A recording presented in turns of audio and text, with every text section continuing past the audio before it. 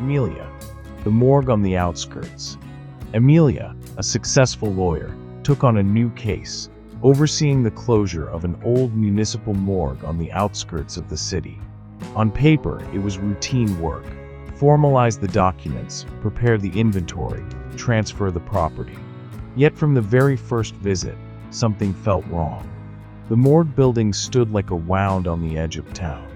Cracked walls, boarded windows, the lingering smell of formaldehyde embedded in the concrete.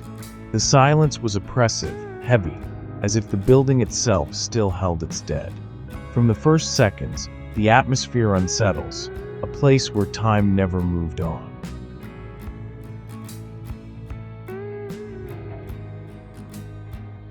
As Emilia worked through the files, inconsistencies emerged.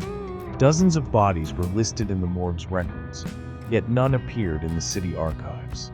People who should have been buried had simply vanished from official history. The morgue still had one employee, a pathologist named Alexei. Around 40 years old, weary, reserved, his presence was unnerving. He knew every corner of the morgue, but avoided certain topics whenever Emilia pressed. His silence wasn't ordinary shyness. It felt like the silence of someone who had seen too much. Their dynamic grew tense. Emilia sought answers, while Alexei seemed determined to bury them.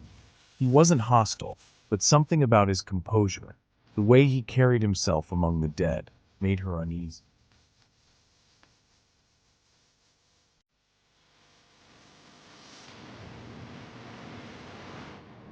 Emilia began staying late, combing through archives stored in dust-filled cabinets.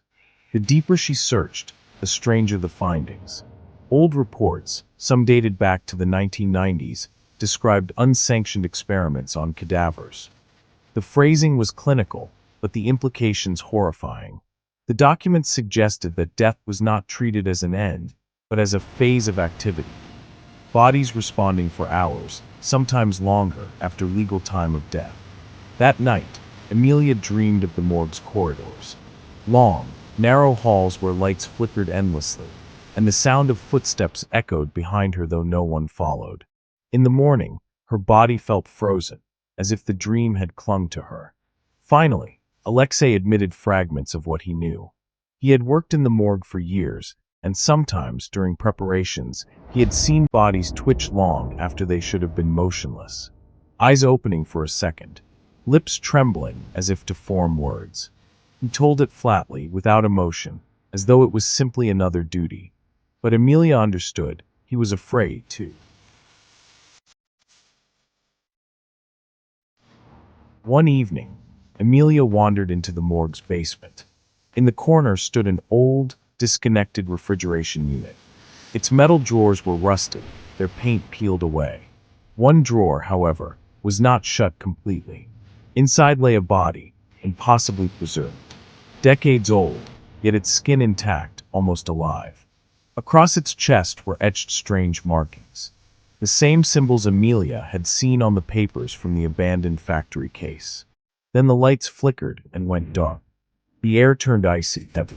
From the closed drawers came faint sounds, scraping, slow breaths, the creak of movement. Emilia's pulse raced. She realized this morgue was not an isolated story.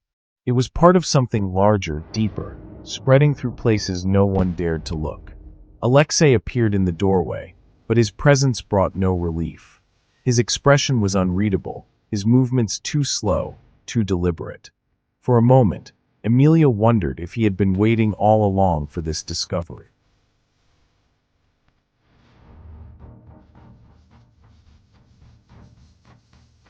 Emilia left the morgue with one item, a single paper she had found in the basement archives. On it, in faded ink, were words, "Death is only a form of waiting." From that day forward, she was never the same. The symbols appeared everywhere, in her dreams, in reflections, even in moments of silence when she was awake. The morgue had not given her closure. It had opened a door, and now she had no choice but to follow where it led. Disclaimer: this story is entirely fictional. Any resemblance to real people, places, or events is purely coincidental. Subscribe to the channel.